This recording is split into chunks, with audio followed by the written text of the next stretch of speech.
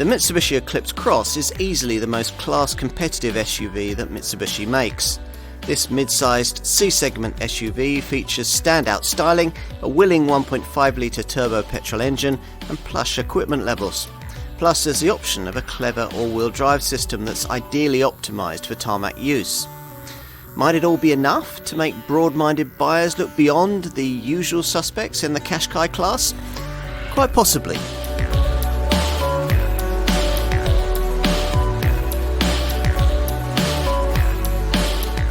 Here's what looks like a very interesting take on the whole mid-sized Qashqai class SUV concept, the Mitsubishi Eclipse Cross. Now, once upon a time, not too long ago, just having an SUV was enough to be distinctive. Not anymore. In fact, these days, the segment for family hatched-based models of this kind offers a seemingly endless range of choices. Few of them, though, are as interestingly styled and potentially capable as this one.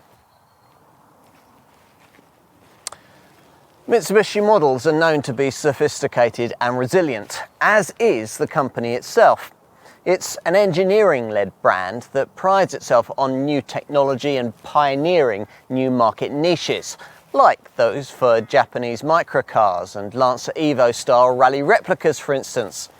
Now, that's also helped it to legendary motorsport successes, 5 World Rally Championships and a whole string of Paris-Dakar Rally wins come to mind. But with the ups have also come plenty of downs. Throughout its 100-year history, Japan's oldest car maker has been continually written off, with various sales slumps requiring a whole string of partnerships with and partial ownership by brands as diverse as Chrysler, Volvo, the PSA Peugeot Citroen Group, Volkswagen, Daimler, Pininfarina and Hyundai. The most recent twist in this tale came in 2015 when the Nissan-Renault alliance stepped in to rescue the company as it was reeling from a particularly nasty emissions scandal. That Franco-Japanese conglomerate will jointly develop all future Mitsubishi models, but hasn't had a hand in this one, which will probably be the last car bearing the 3-diamond bonnet badge produced without outside assistance. Or, to put it another way, this Eclipse Cross will probably be the last properly Mitsubishi. So, it had better be good. And sure enough, at first glance, the prospects here seem quite promising. This model slots into the brand's SUV lineup between the compact ASX and the larger Outlander and features a new 1.5-litre petrol power plant along with advanced tarmac-tamed four-wheel drive technology that most rivals can't match. The Eclipse name references a sports coupe the company used to sell in other markets, and the styling too has the kind of coupe-style orientation that current crossover buyers seem to like. There's also plenty of equipment, lots of safety technology and a long warranty. Let's put this car to the test.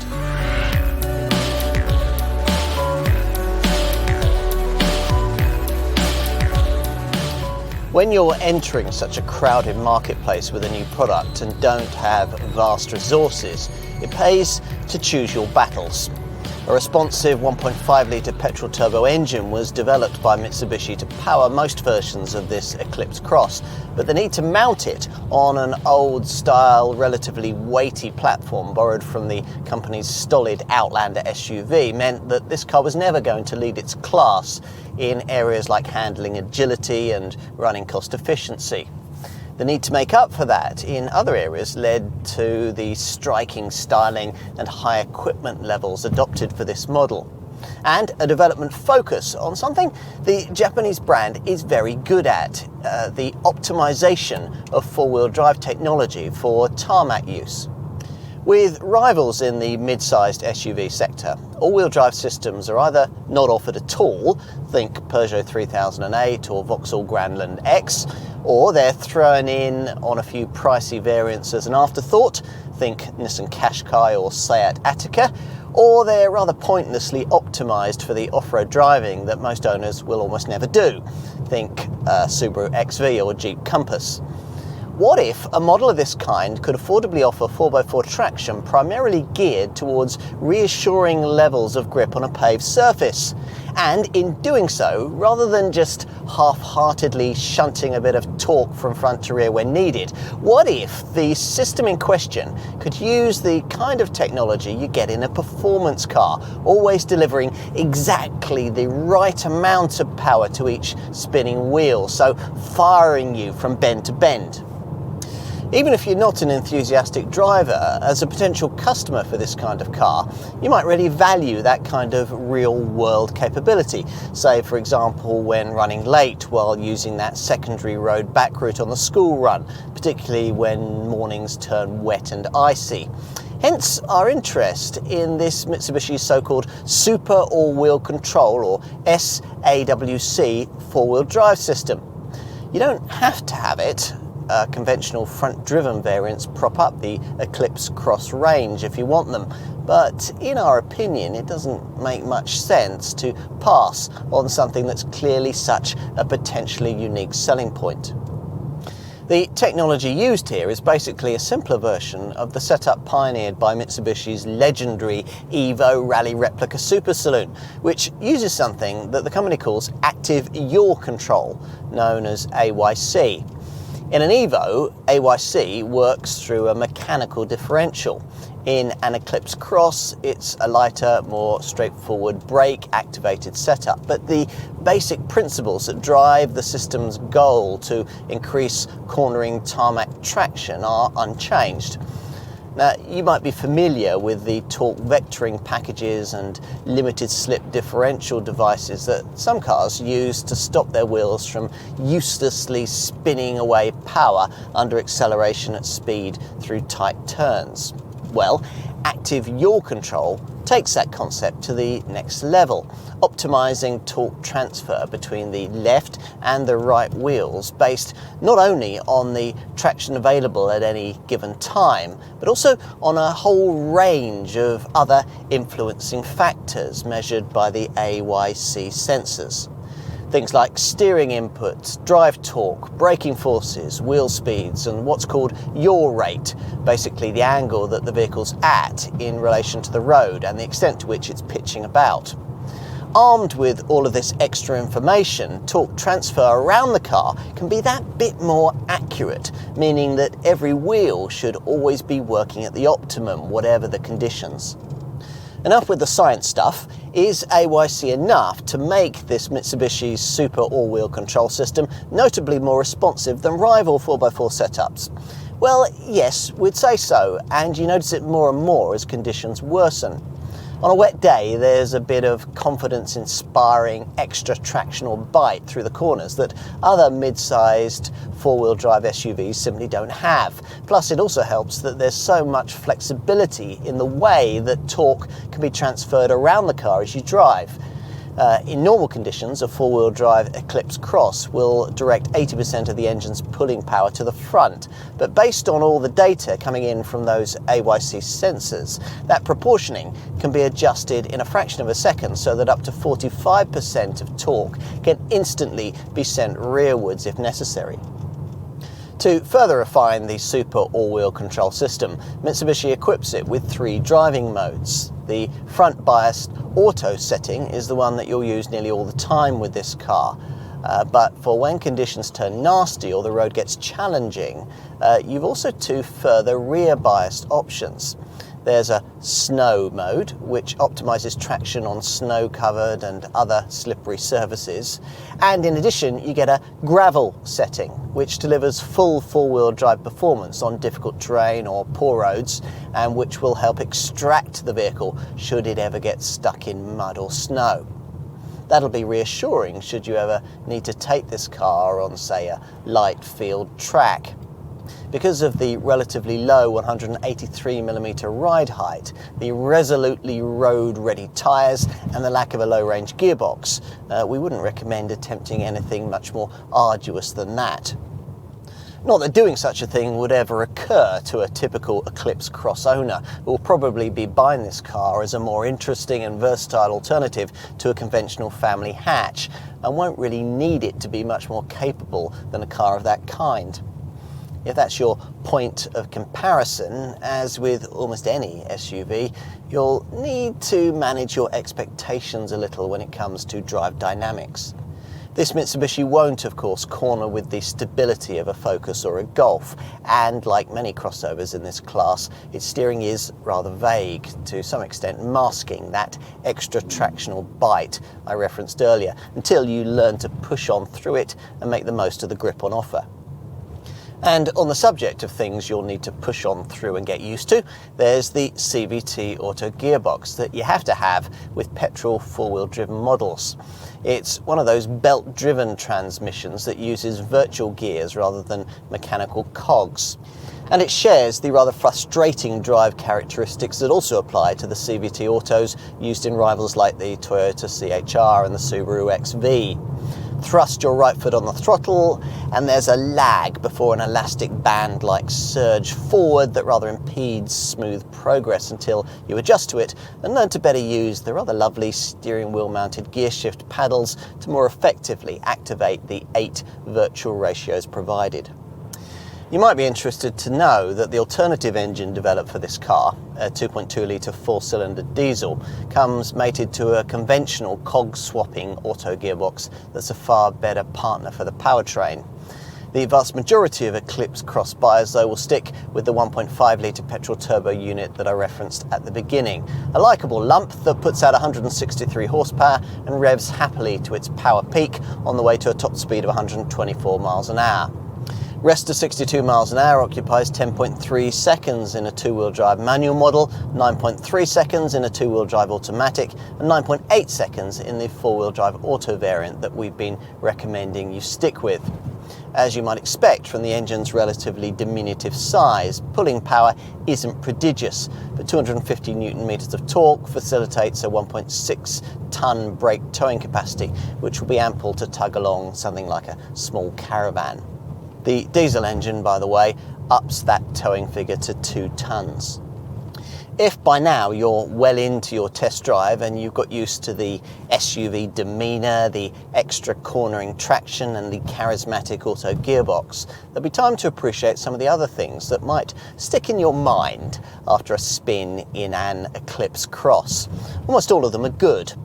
Yes, the slightly compromised view out through the unusual split rear window feels a little odd at first, but once you get used to that, you'll perhaps start to notice what for us was a slightly unexpected attribute, the superb ride quality. It's really excellent. The sophisticated multi-link rear suspension dealing confidently with speed humps and tarmac tears, and at higher speeds combining with impressive cruising refinement to make this Mitsubishi one of the first SUVs we'd choose in this class if we had a long trip to undertake. In short, Mitsubishi has made the very most of what it was capable of delivering with this car, and it's brought us an interesting confection with some genuinely strong selling points. You can't ask for much more than that.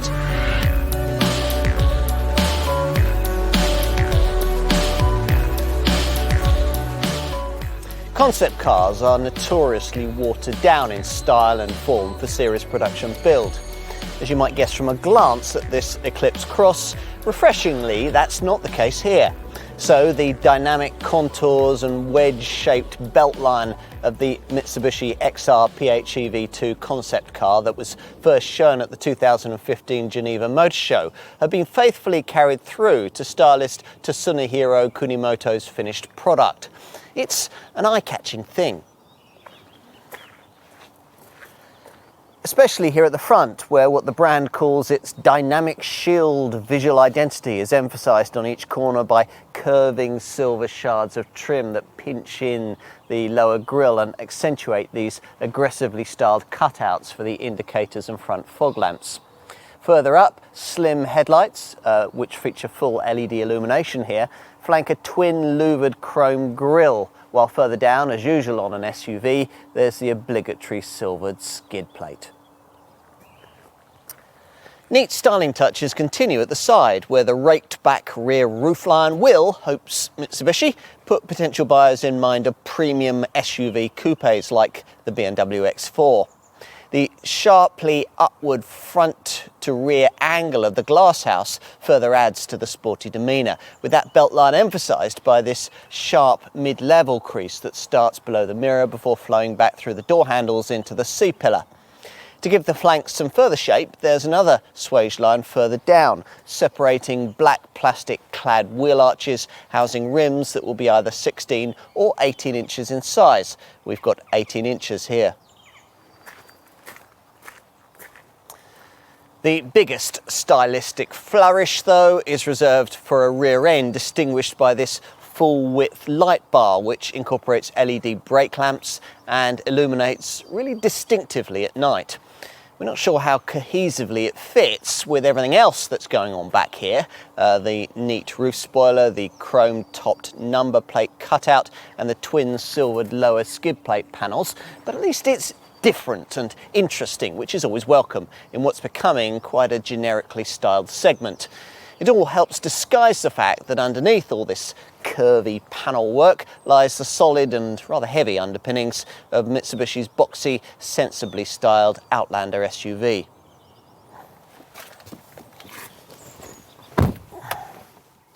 Time to take a seat at the wheel, where you'll find yourself in a cabin of much higher quality than anything this Japanese brand has ever brought us before.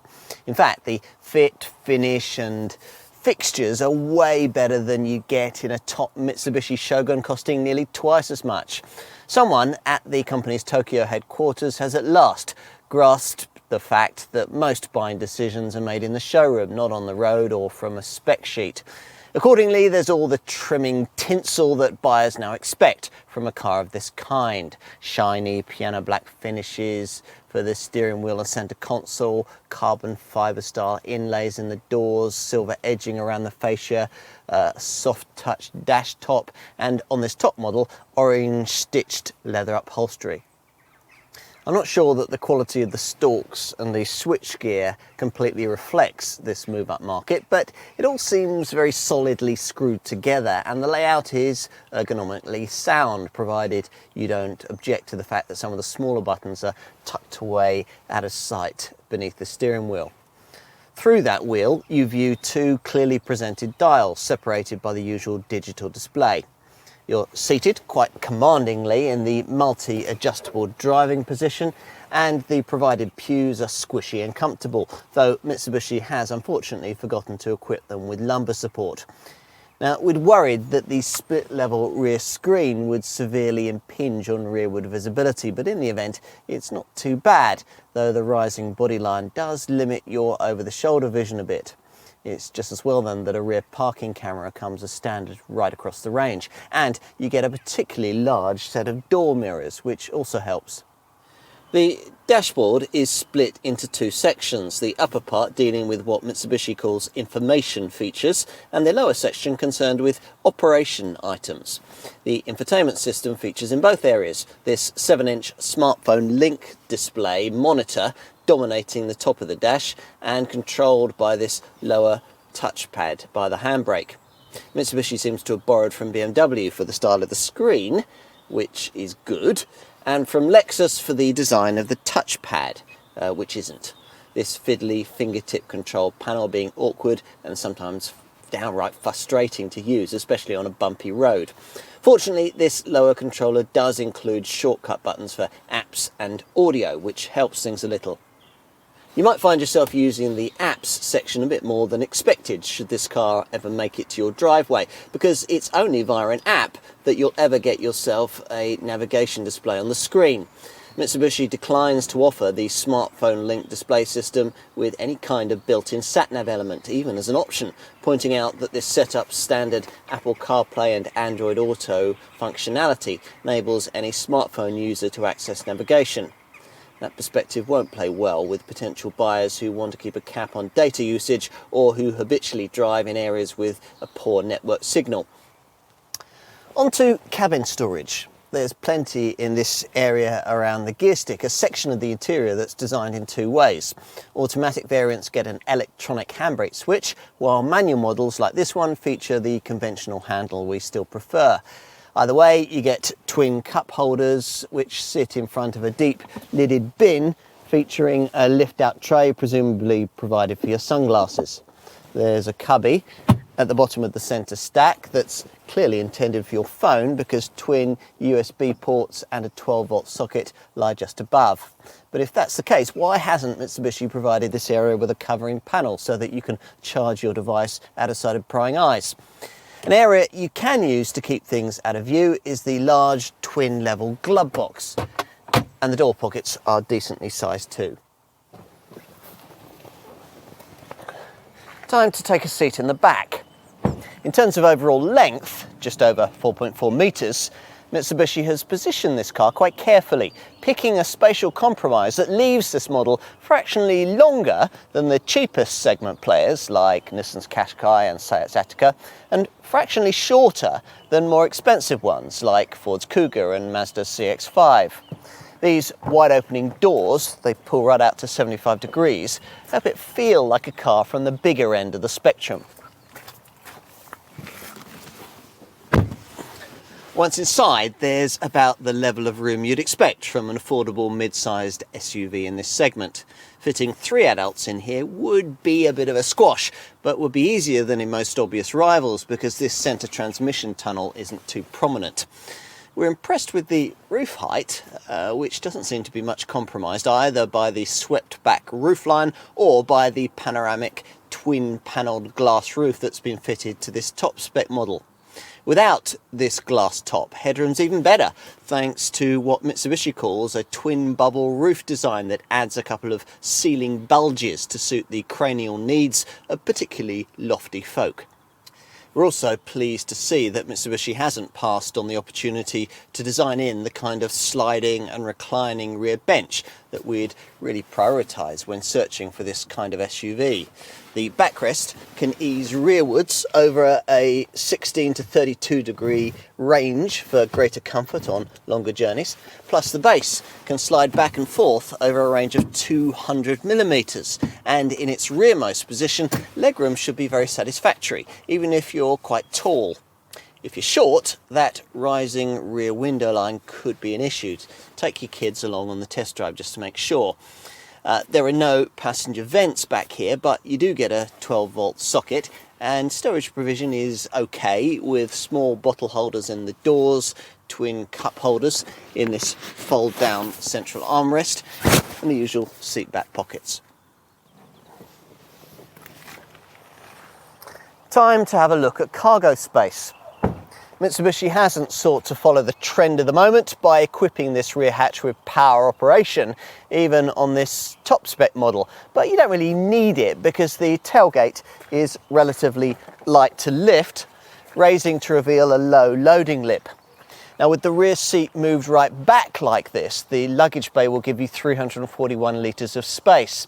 For this figure to be class competitive to the level of, say, rival Nissan Qashqai, you'd have to be prepared to move that bench right forward, in which case up to 448 litres of capacity would be freed up, and potentially more if you were happy to position the rear backrest more vertically.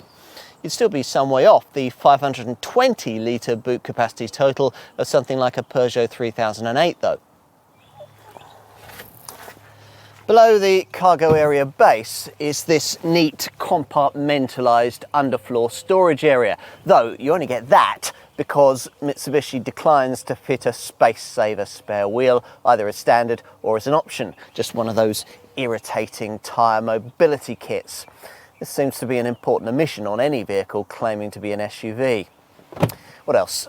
Well, there's no 12-volt socket, but you do get a small bag hook here on the left and these potentially useful corner compartments on either side. The boot area doesn't feature any kind of adjustable height floor, nor can you have a ski hatch for longer items or a 40-20-40 rear seat back split. Pushing forward, the 60-40 split backrest frees up 1,122 litres of capacity. It's not completely flat, but it'll probably be sufficient for the needs of most likely buyers.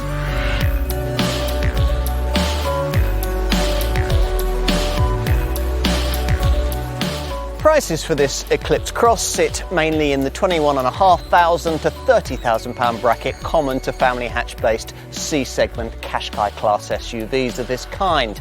or at least the volume maker models in this segment anyway.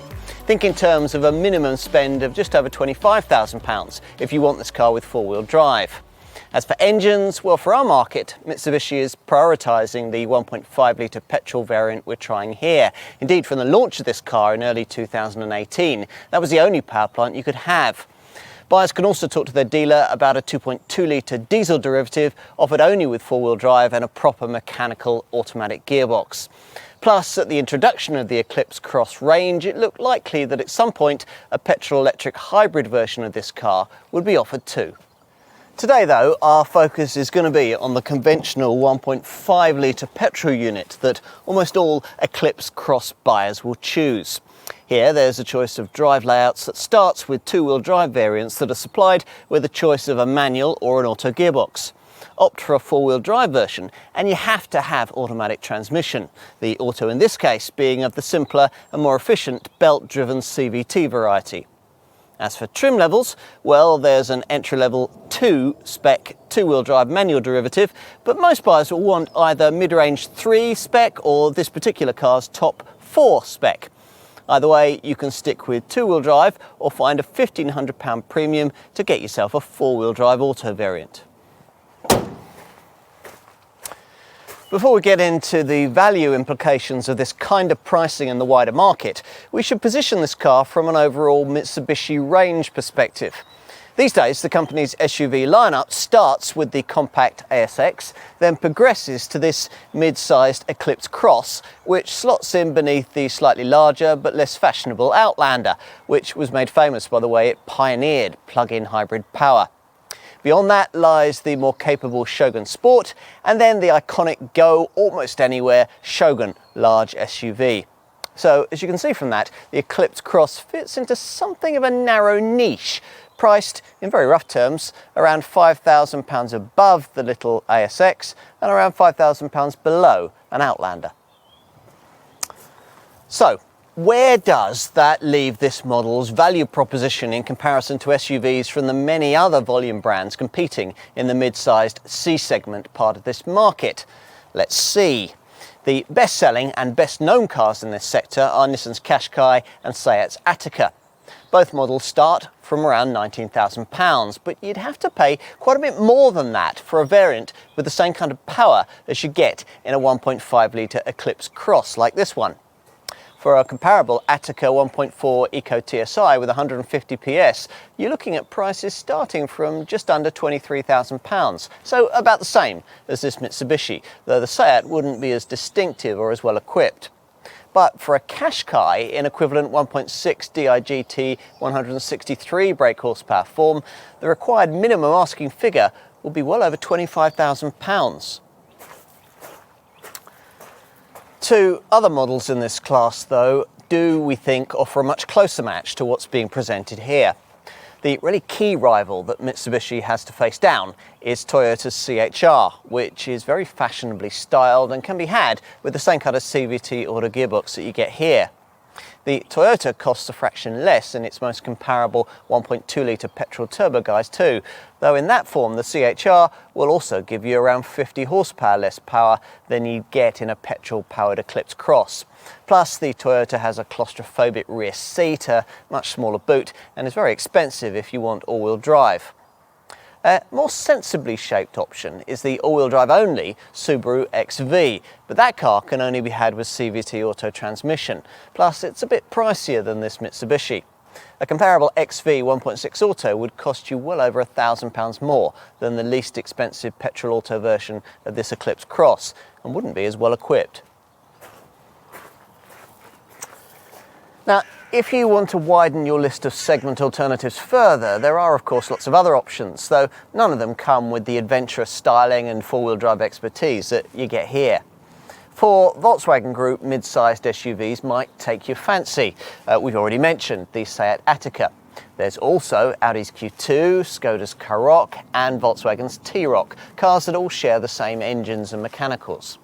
All of these are in the same pricing ballpark as this Mitsubishi in two-wheel drive form, but the Audi, the Volkswagen and the Seat will all be significantly more expensive if you want four-wheel drive. Look at two-wheel drive and four-wheel drive versions of the Skoda Karoq and you'll find that they are comparably priced to an Eclipse Cross. But if you like the look of this Mitsubishi, we think you'll find that check model rather dull. The same applies to other comparably priced potential sector competitors like the Ford Kuga, the Mini Countryman, the Renault Kadjar, and petrol automatic versions of two Korean contenders, the Kia Sportage and the Hyundai Tucson. Very slightly cheaper SUV models like Honda's HR-V, Jeep's Renegade, the Suzuki SX4 S-Cross and Vauxhall's Mokka-X might also figure in your thinking, but these cars are really half a size smaller than this one and so are really more comparable to Mitsubishi's cheaper ASX model. What else? A Mazda CX-5 is around £1,500 more in petrol form and can't be had in petrol four-wheel drive guise. Most versions of the Jeep Compass are far more expensive, especially the four-wheel drive ones. And the PSA Group offerings in this segment, Peugeot 3008, the Citroen C5 Aircross and the Vauxhall Grandland X, though comparably priced in front-driven form, are let down by the fact that they can't be ordered with any kind of four-wheel drive system.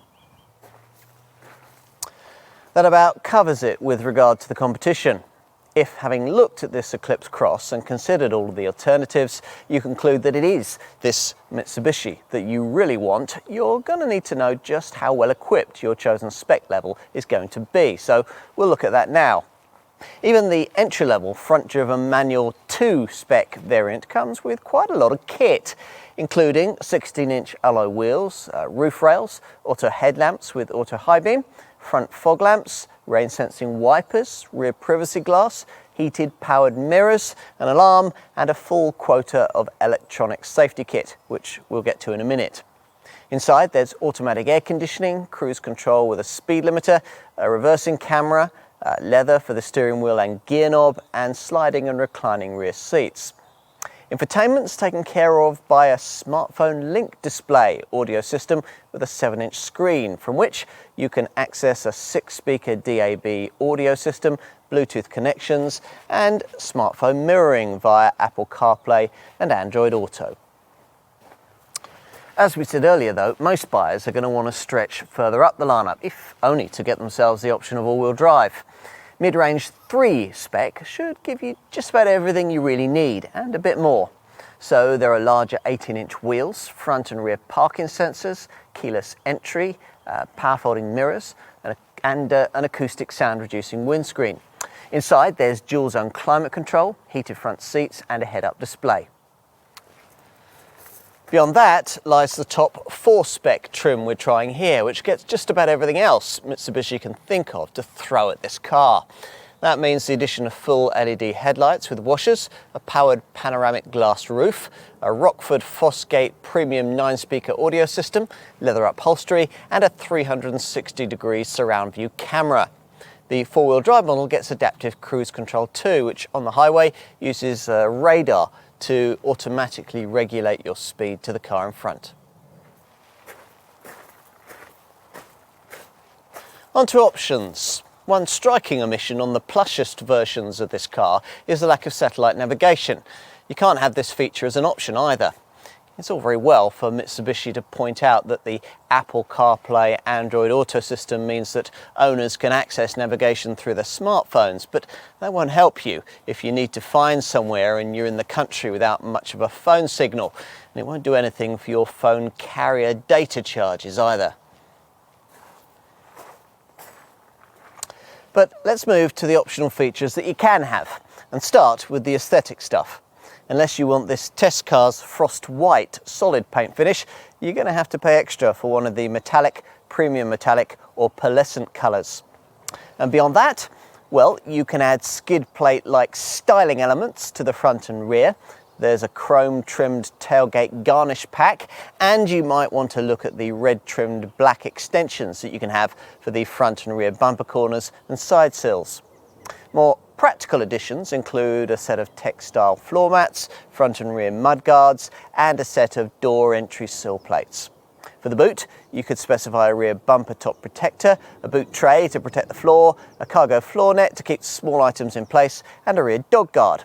Plus, as you'd expect, you can also add in a tow bar and roof crossbars. There's no option to specify a spare wheel though. On to safety. There's no point in adding in sophisticated safety features to a car that isn't fundamentally created from the outset with crash protection in mind. Fortunately, this Eclipse Cross has been, thanks to its use of Mitsubishi's RISE, R-A-S-E, or Reinforced Impact Safety Evolution, safety body design. This involves the use of an extremely strong monocoque structure made from ultra-high tensile steel to ensure maximum crash protection from all angles, while directing impact forces away from occupants and the car's extremities. As a result of this, as part of this car's top 5-star Euro NCAP testing score, an impressive 97% rating for adult protection was achieved, along with an 80% rating for pedestrian protection. These days with Euro NCAP, you can only get scores that high if you include autonomous braking as standard across the range. So Mitsubishi has, calling its system Forward Collision Mitigation, or FCM. Like other similar setups, it scans the road ahead, looking for potential vehicle or pedestrian hazards as you drive, and will warn you if something is detected that FCM thinks you might be about to hit. If you don't respond to warnings, the brakes will automatically be applied to decrease the severity of any resulting accident and hopefully to avoid it altogether. Also included across the range is a lane departure warning system that will alert you if you drift over highway lane delineating lines at cruising speeds. If you want more cutting-edge camera or radar-driven stuff, you'll need to stretch to the top 4 spec model that we're trying here. If you're able to do that, then 3 more useful features come as standard. The blind spot warning and lane change assist systems will alert you if, on the move, you're about to dangerously pull out in front of another vehicle. In addition, cross-traffic alert works to advise you of oncoming vehicles when you're reversing out of a space. What else? Well, as we said earlier, a headlamp automatic high beam system comes as standard to automatically dip your lights at night in the face of oncoming traffic, and you get hill start assist to stop you from drifting backwards at uphill junctions, along with brake assist to help slow the car during emergency stops. As you'd expect, all the usual electronic systems for braking, traction and stability control come included. Plus there are twin front, side and curtain airbags, plus a driver's knee airbag.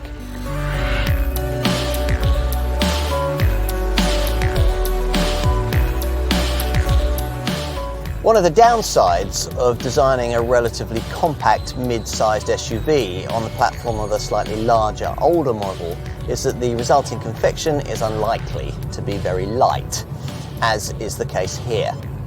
Mitsubishi has built this Eclipse Cross on the underpinnings of its 3rd generation Outlander SUV, a model that dates back to 2013 and which was developed in a period in which fanatical weight saving wasn't so much of a preoccupation with automotive engineers. It's not surprising then to find that this car must carry around a little more weight than many of its key rivals.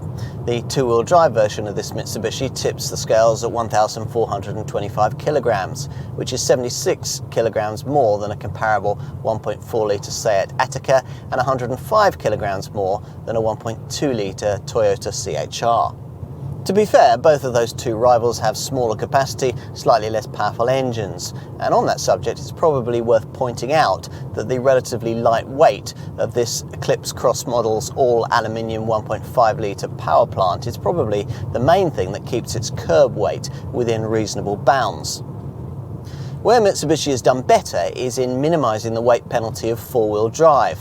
A 4-wheel drive auto version of this car is a massive 136 kilograms lighter than a comparable 4-wheel drive Ford Kuga 1.5T, and it weighs about the same as 4x4 Seat Ateca and Nissan Qashqai models, though these 2 SUVs use diesel engines with all-wheel drive.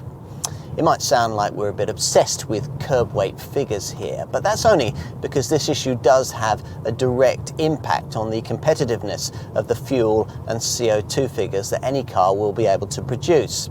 So let's get to those figures, focusing on the 1.5-litre petrol model that almost all Eclipse Cross customers will be wanting. For a two-wheel drive manual variant, you're looking at 42.8 miles to the gallon on the combined cycle and 151 grams per kilometre of CO2.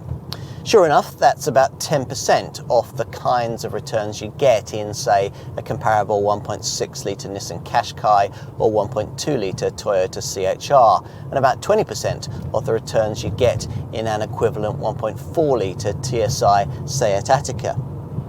Now let's switch to the readings possible from a four-wheel drive automatic version of this 1.5 litre petrol-powered Eclipse Cross. Interestingly, the figures aren't too badly affected by the addition of all that extra hardware, falling only as far as 40.4 miles to the gallon and 159 grams per kilometre. That's not too far off an equivalent 1.6 litre Subaru XV, and it's about 10% better than a comparable 1.5T all-wheel drive Ford Kuga. Ultimately, of course, we could talk about figures all day, but the ultimate cleanliness and frugality of any car has as much to do with the driver as with the automotive engineer. This Mitsubishi tries to help you in this regard by including a green driving score system in the vehicle part of this centre dash infotainment screen. Here, you're rather patronisingly awarded what look like merit stars for your efforts towards driving frugality, and in the screen's history information section, your recent star merit progress is depicted graphically. Another graph shows fuel consumption figures recorded every 5 minutes. Plus, a little pointlessly, there are readouts to tell you how long the standard engine start-stop system has operated for, either in the recent past or on any given journey. You'll find these on this middle monitor or via an AS and G display in the instrument binnacle. The efficiency tools don't end there either. There's a centre dash screen fuel consumption section with little digital dials showing both instant and average fuel consumption as well as cruising range. I should also mention that the figures I quoted earlier assume that the car is being operated with its frugally orientated eco mode switched on, a setting activated by pressing this button at the base of the centre stack. This slightly limits engine torque and tweaks air conditioning output for extra frugality. Helping this car in its quest for reasonable efficiency is a whole package of so-called intelligent motion features, including low rolling resistance tyres, a high efficiency alternator, an intelligent battery sensor, and regenerative braking that claims back energy that would otherwise be lost when you brake. What else? Well, insurance ratings should be reasonable by class standards. You're looking at Group 18E for the two-wheel drive manual models and Group 20E for a two-wheel drive auto. The four-wheel drive auto variants are rated at either 19E or 20E, depending on spec. There's more good news when it comes to residual values too. Industry experts CAP HPI reckon that after 3 years or 60,000 miles, an entry-level Eclipse Cross 2 spec variant will retain up to 48.1% of its list price. They predict that the mid-range Eclipse Cross 3 will retain up to 47.5% of its value over the same period, and think that even the top-of-the-range Eclipse Cross 4 derivative will retain 46.9% of its value over this time. It's an encouraging showing for the brand, one of the strongest it's ever managed in this regard. Another thing you might be encouraged by as a potential buyer is the decently long 5-year warranty, though that's slightly spoiled by the brand's insistence on limiting it to 62,500 miles. As you'd expect in this day and age, there's a 12-year anti-perforation warranty, and 3 years of pan-European roadside assistance and home start are included in the price. Servicing is required every year or 12,500 miles, whichever comes first, and you can keep maintenance costs down by purchasing a decent value prepaid servicing pack, which takes care of the cost of garage visits for 3 years or 36,000 miles. The pack costs £450, and Mitsubishi says that over 90% of its customers purchase it.